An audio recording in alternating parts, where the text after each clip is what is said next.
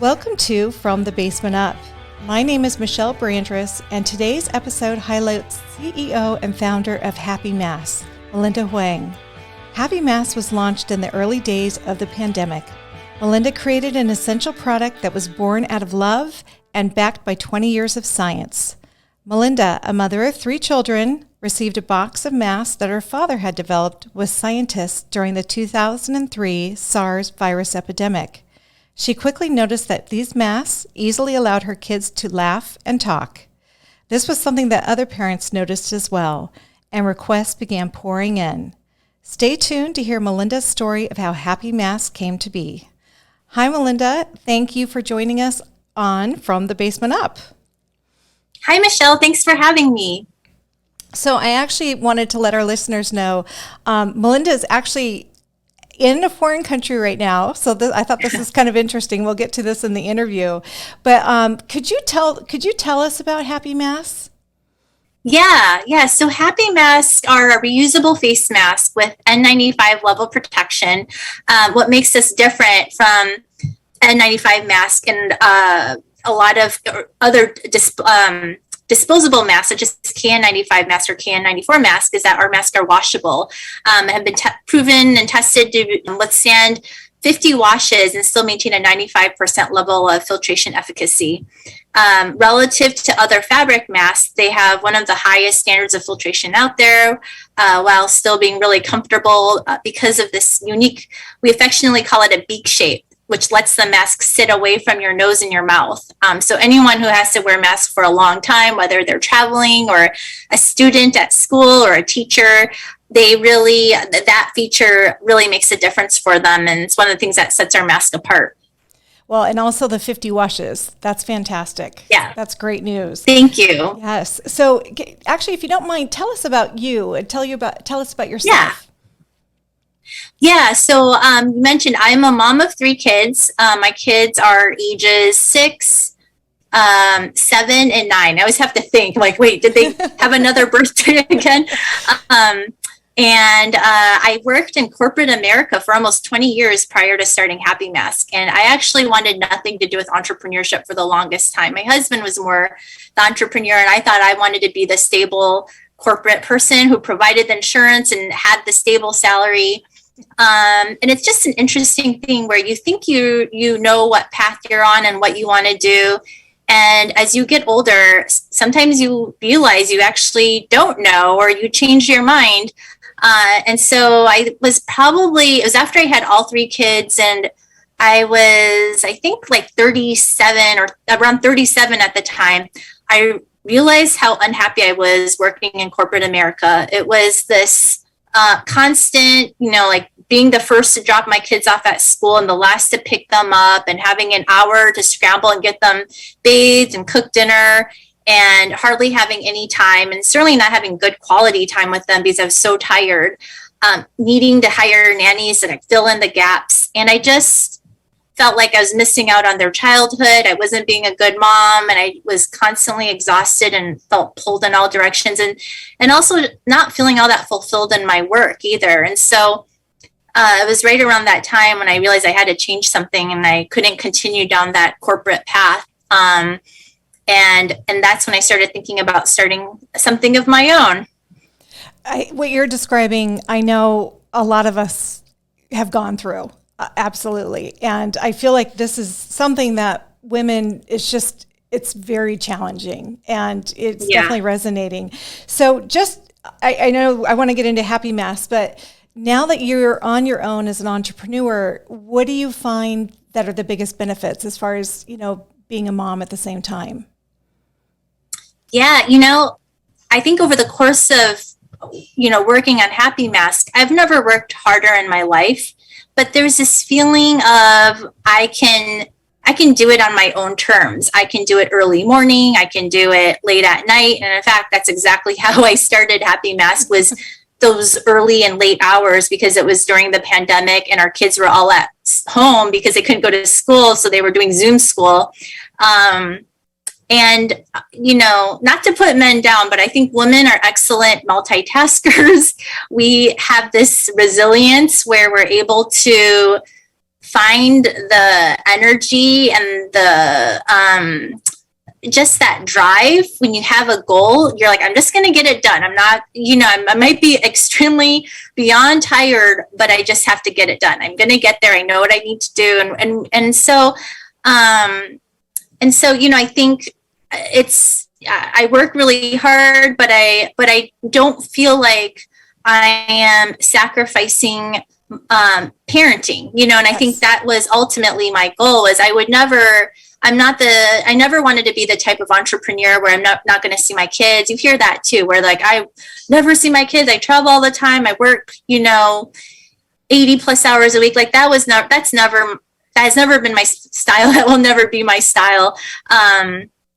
For me, family still always comes first, and that's never changed. And so, I think just having that flexibility, and also feeling like I can be a role model for my kids. And that was one of my big ambitions for starting Happy Mask, because I was so unhappy in my corporate job. And I thought, well, if it were my daughter in this job, what would I tell her? Would I tell her to stay and be the stable person providing the insurance? No, I would tell her to leave and pursue her passion. So, as a mom, you want to be the model of that. And so I had all these thoughts around just, what I wanted to do and the type of mom and model I wanted to be for my kids. And that really drove me to start Happy Mask. That is such a great explanation, because I think that I was in advertising and I was really off balance, where you'd log in at night, even though I'm one of the first to drop off and one of the last to pick up.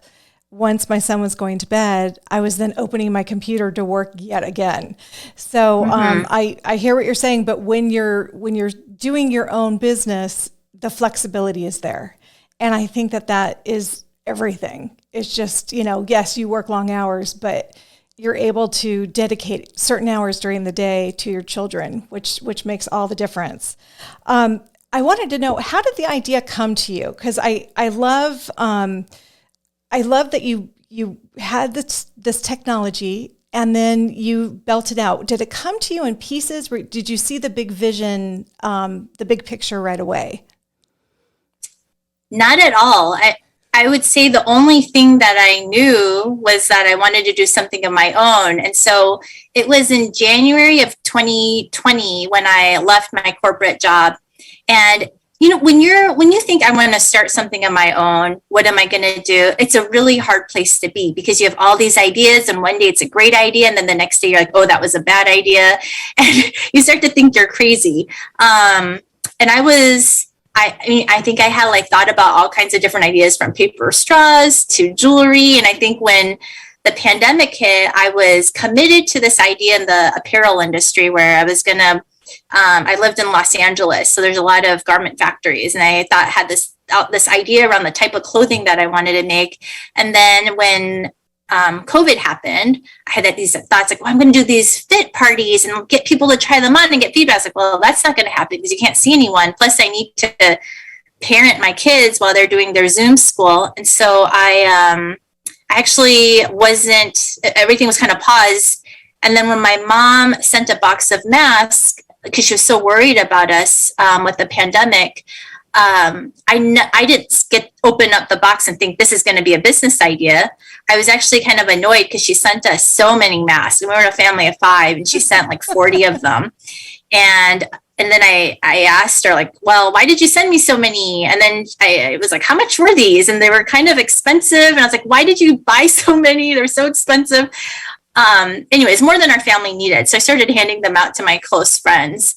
And it was this odd wave where everyone I gave them to, because this was March of 2020, where there were no masks available. Mm-hmm. And these had this unique beak shape and this tested filter inside. Everyone came back and was like, how do I get more? Can your mom send another box? I really need to get these for my parents. My husband really wants one. The one you gave me is too small for him. And it was just, I think I handed them out to three or four families, and they all came back. And so I thought, well, I'll see if I can get another shipment here. And I thought, well, if I'm going to get it for these 4 families, I'm going to just open it up to more people. And my daughter was in a Mandarin immersion program at school. So the people, mostly of Asian descent who were very familiar with masking. And so I wrote on the Facebook the school Facebook group, I said, hey, I created a Google spreadsheet in case anyone needs a mask. I'm putting an order in. Here's some pictures. I'm this size. My husband's this size. My kids are this size. Here's some pictures. It's pictures of us wearing them. By the way, it looks like they were tested. The certificates are in the second tab. And I super casually done. And then I posted it. And then 1 or 2 days later, I checked the spreadsheet and it was like 100 orders had been placed, which was actually more than the number of families. So that means people started sharing it beyond that group. And it was for 1,000 masks. And so I had to go back. Well, first I shut down the spreadsheet. Then I went back to my mom and I was like, can you send 1,000 masks? So they were made by the scientists who had partnered with my dad 20 years back when SARs hit Taiwan. And so that filter was actually initially created for wastewater filtration. And then they figured out a way to create it in mask form to help filter air.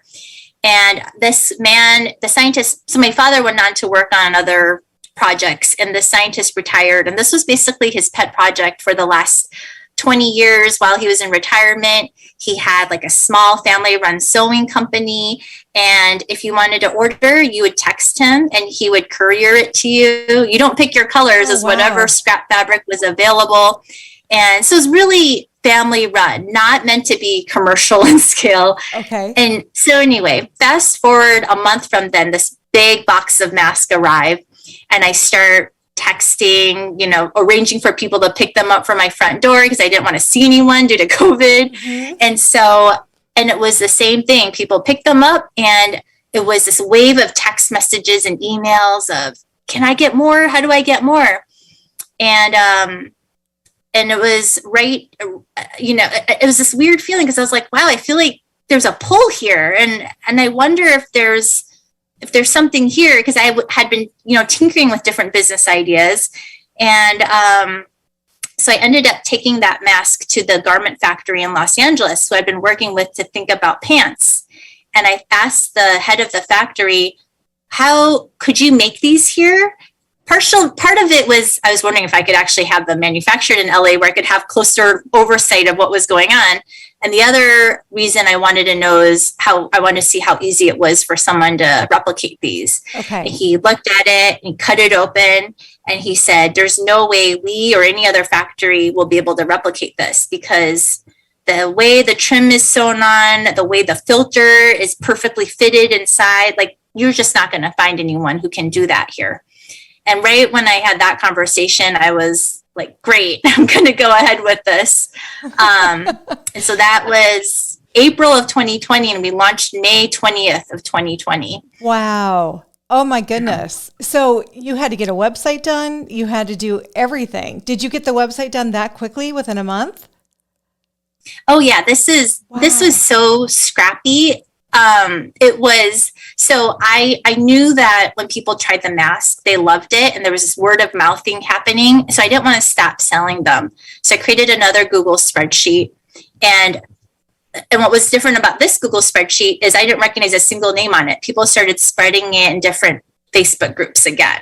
And I would literally email every person and get their Venmo information and, process the payment, handwrite the addresses, bring a garbage bag full of masks to the post office. I have pictures of myself with gloves on and everything, yes. Bring a garbage bag full of masks to the post office.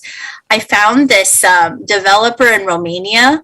I'd never done anything like this before. Yeah. And I didn't have a designer. And so I said, I like the Warby Parker website. Can you help me? I like how clean it looks. I like how it's structured, and it was just like the most, when people normally launch businesses, they think about, the brand guidelines and let me get a designer. It needs to be uniform.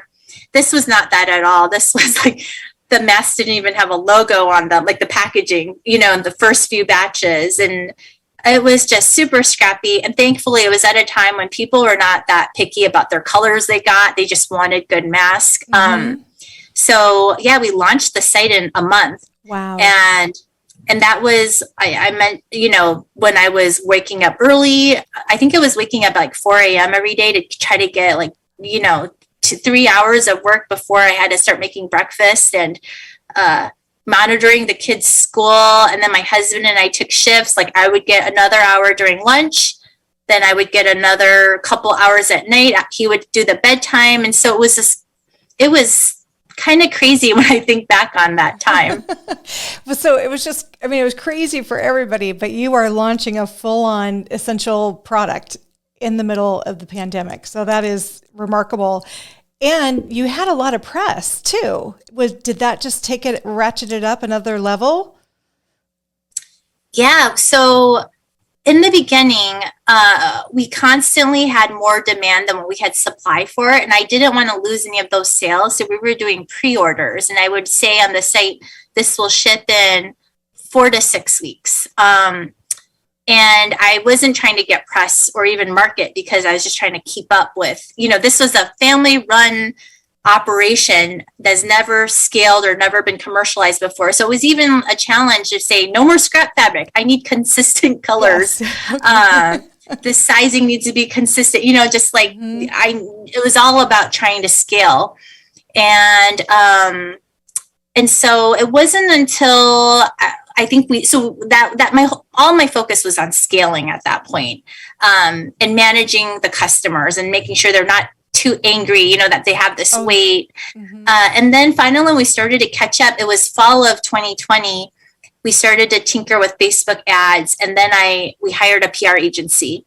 And I think that's when we started to get some press. And the interesting about press is if you start to get like 1 or 2, it's a little bit of a snowball effect because other journalists notice. And if it becomes a part of the pitch, it's like, I was featured in this. And yes.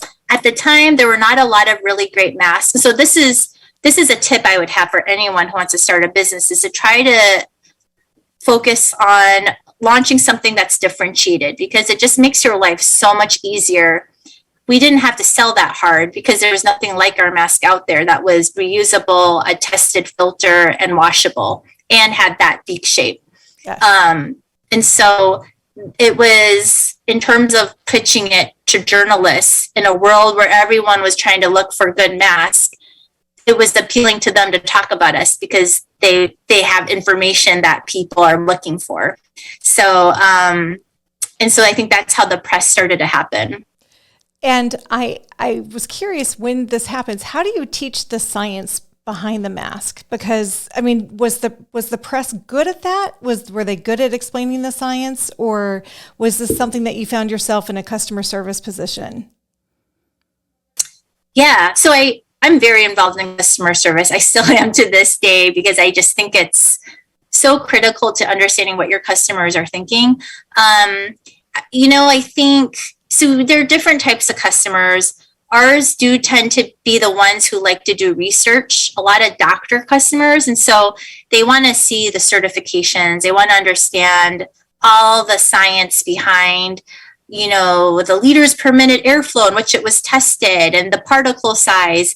And so I had to educate myself about that really quickly. And, in terms of explaining that, I think for most, though, if you kind of position it in a way that they compare to something they're familiar with. So saying it has N95 level protection, but is washable, most people can understand that. And then if they want to go a level deeper, well, why is it washable? Well, it's because N95 or KN95s use electrostatic charge to filter.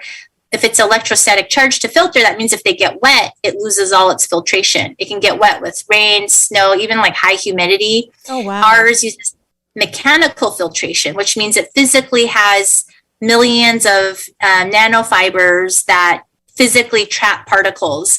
And so because of that, it can get wet. It's a more robust, less sensitive way to filter. It can be reused. And so, you frame it in a way, compare it to something that they know, they're familiar with. And I think people start to understand when you do it that way. Absolutely. And that's a great thing to talk about. That is one thing, even just so with labels, with name bubbles, over the years, it's been very it's hard to explain. Allow the label to rest for 24 hours before you put it through the wash because it needs to bond on a chemical level. Yeah. So it's those little things, but it makes a huge difference with customer service. Mm-hmm. So your masks are made overseas, and you did that because the people in LA where you wanted to do it, they couldn't get to the level for safety reasons, for the science. They couldn't back it up because of the sewing process. So how often do you have to travel to go and, oversee the process? So this whole time I haven't come back once. It's interesting. My mom actually has led the Taiwan arm. And so my family moved to Taiwan when I was 13, and she was, I think at the time, 40, and she left her job to come back here. My dad worked for 3M, which is a part of why he has such good knowledge, strong knowledge in science, such a scientific background when it comes to filtration. And so they had been living or have lived in Taiwan for so many years, 30 plus years now. And so my mom wanted to help me out. So when this whole thing happened, she started to be the person to manage our supplier in the sewing factory. And so, it's sometimes hard having it be a family business, sure. But also there's such trust there too, because she's doing it completely because she wants to help me. And so that was a blessing. I didn't have to come back once, which is, it's hard to travel here during pandemic. There was a 2-week quarantine. She continues to this day. She's still a huge part of our operation. I actually just moved to Taiwan 2 weeks ago because I think the business has reached a point where it's helpful for me to be closer to the production as we think about other products and think about how to evolve and improve the technology of the mask. And so this is actually my first time back since launching the business. Well, that's exciting. Congratulations. So thank you. It will, and I look at this, I was thinking about the mask, and this is kind of odd, but I'm like, gosh, there's so many different directions you can take this. Have you started to see the evolution take place, to be able to even sell on a B2B level, on a university level, or whatever it might be? Have those things started to happen? Yeah. So we haven't really focused on B2B as much. Sometimes people will reach out and say, I want to buy this for our school or our business, but it hasn't really been our focus area. We've always been so focused on consumers. One of the things that we want to look at, one of the reasons I came back to Taiwan, is to think about Asia expansion, because we haven't targeted the Asian market at all. People can buy from here, but it's almost like, I don't even know how they find us. But we do have a small fulfillment operation here. It definitely feels like there's an opportunity, though, to be more thoughtful and deliberate about the Asian market. So that's a piece of it. What we do talk about with the US market, though, is how useful masks are, even beyond COVID or getting sick. When it's wildfire season or allergy season, we hear so many stories from our customers around how they've helped in these other instances beyond, trying to prevent COVID. I also think it's something that, a mindset that it's different now. If my son, even though he may test negative for COVID, he still has a cold. So wear a mask so you don't pass the cold on. And, I'm hopeful that those types of considerations will start happening more and more. But I definitely think that I've changed. When I'm traveling, I wear a mask now where I may not have before. So it's just, you think about it. And I agree that with the fire season and other things that are taking place, there's a need to have one of these in your house, have one per person. But I did want to ask, with the N95 mask, when you're breathing in there, and you were talking about moisture, when you're breathing through these things, you're excelling moisture. So after a while, these must degrade. So is it like a one-time thing? Is that why they say the N95 can only be used one time? Yeah, I think that exactly how many times it can be worn is so unique per situation. Okay. So it's hard to say exactly how many. Initially, people recommended you only wear it once. And then I think when there was a shortage, there was advice that if you let it sit for 3 days in a brown paper bag, you could wear it again. But it's tricky, like you don't know. And especially sometimes kids like to lick the inside of masks. And so, you just like, I think if you want to be the most safe, you should just wear it once. For any kind of mask that uses electrostatic charge, they were not really designed to be worn time and time and time again, multiple times. I mean, certainly not like our masks that have been tested to be worn 50 times or washed 50 times. So, so it's hard to know exactly. It really varies on situation. But disposable masks were really meant to be disposable, not reworn a lot. Yeah, that's what I was wondering. So as far as like hurdles along the way, I love talking to people about like maybe mistakes that were made so people can and those mistakes typically are the ones that you learn from the most. Like what would you say like your biggest hurdle that you've run into? Yeah. It's funny because people usually don't think of this as a hurdle. They think it's a blessing, but when our demand, so July of 2021, when the Delta variant hit, it was this crazy thing where all of a sudden our demand went up 10 times in 1 month. And we had increased our supply a little bit for back to school, but mask mandates had dropped in May of 2021. And so it was like this drop. And so it was extremely hard to manage. We had just slowed down our production. And then all of a sudden our masks sold out, almost felt like overnight. And so I thought maybe it was like a fluke thing. I was like, well, and then people kept emailing us saying, well, I keep going to your site, you don't have any masks available. So I started to say, well, I'm going to just announce the day and the time it's going to be available. So everyone can just go at that time and they don't have to keep checking. And when that happened, this was in early August, one of those days. And I went live and they sold out in 3 minutes. Wow. And it was a flurry. I'm not joking. I think I checked our inbox, 400 emails, most of those angry, like extremely angry. For someone, I obsess over customer service. I try to make everyone happy. And that was what I'd been doing this entire time I launched the business. And it was like a shock to my system to have so many angry messages on social media. And if you look at our social media from August of 2021, you'll see these, like it was like 300 Instagram comments. And people would say things like, so we did a couple of these restocks, all of them sold out in 3 minutes, and people started saying this was a marketing ploy, that we were claiming to restock, but only had 20 masks, and how could they sell out so quickly? And it was so hard for me to mentally manage that, and also physically do the customer service. We had only one person at the time. And in reality, I think we needed probably like 6 or 7 people. And so I was trying to respond to customers while also trying to implement a process, and eventually we decided to go with the wait list where people would sign up, they get a number, they get invited at a certain time based on the number. So that was really, I think that was probably like the most challenging time of the business, of just managing the ups and downs of demand with a mask business.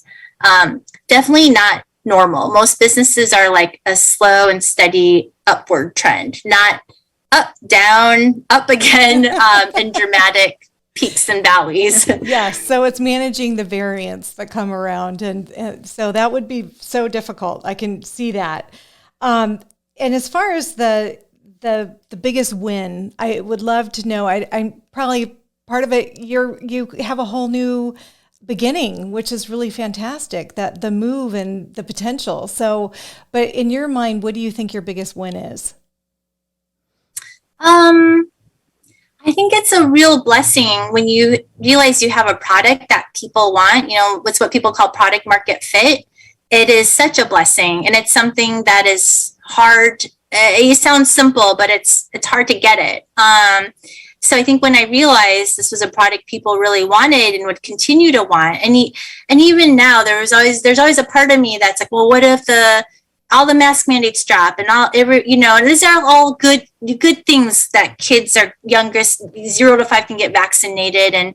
COVID rates decline, but you want a sustainable business. And so there was always this like, well, I got to quickly figure out the next thing. And I never wanted to walk away from Happy Mask. It's always, always wanted to put the right care and thought into it. But I always thought I got to have something else soon because this is too volatile. And I don't know what it will look like when COVID goes away, and then, so I think now plus 2.5 years after COVID started, I think there's a lot of exhaustion when it comes to people thinking about masks. People are tired of it. People are tired of the pandemic. And I'm really grateful that I think we obsess over our customers and we have a very loyal customer base. And certainly people have come and go, but I see now that the base is strong enough that this business is here to stay, and I think that to me is a big win. And I always think like they're just going to keep going, keep building, and keep trying to do the right thing at every stage. And that every stage it's different, right? And so you just keep trying to bring on the right team members, make the right decisions based on what customers are telling you, invest in the right places. And when I launched this, there's so many people like, why in the world would you launch a mask business when the pandemic is so short term? Most people thought I was crazy. And it was almost like I had to, put blinders on and like, well, if I believe it, I'm just going to keep going. And it's been very much a mental thing. Good. I thank you for sharing that. And congratulations. It's exciting. Thank you so much. It's so exciting to hear, and this is an amazing amount of growth in such a short time. So you have definitely been on a rocket ride for sure, a roller coaster. I would love for you to share any words that you live by or a mantra that you live by, because you're so positive. Obviously, like that gets you through, and it must be so amazing for your kids to watch what mom did and working with your mom. So I love hearing that connection. But any words that you live by or love to share, I would love for the listeners to hear it. Yeah. I think, so there are two things that I think a lot about when I'm at all confused. One is, I got this advice once, that anytime you feel confused, it's because you're thinking and not taking action. And so I think one advice I would give is just take the next step, because every action you take, you get some feedback, you get some information. If all you do is think about it in your head, you're just going to continue to feel confused and unsure. So I strongly believe in taking action. And the other one is, it's funny, my kids are watching Frozen 2 and there's a song in there called The Next Right Thing. And so I always think that I'm like, I just need to do the next right thing. And whatever it is, at whatever point, it's just about doing the next right thing. And so it's a day at a time, doing the next right thing. Thank you. Thank you for sharing that. Melinda, thank you for sharing Happy Mask. And if our listeners want to go, it's online, happymasks.com, and you can look at the assortment, and there's a lot of cute styles in there to choose from, and actually for parents as well. So Melinda, thank you so much. I really appreciate you coming today. Thanks, Michelle. I really enjoyed being here too. Thank you. Thank you to our listeners for joining us for today's episode. And thank you to my amazing producer, Emily Flanagan. She deals with all my shenanigans. Julia Augustino, thank you for the amazing composition that you have made for the podcast. And listeners, feel free to check us out on our social media channels. Don't forget to give us a 5-star review. And you can also visit us on FromTheBasementUp.com. Thank you so much.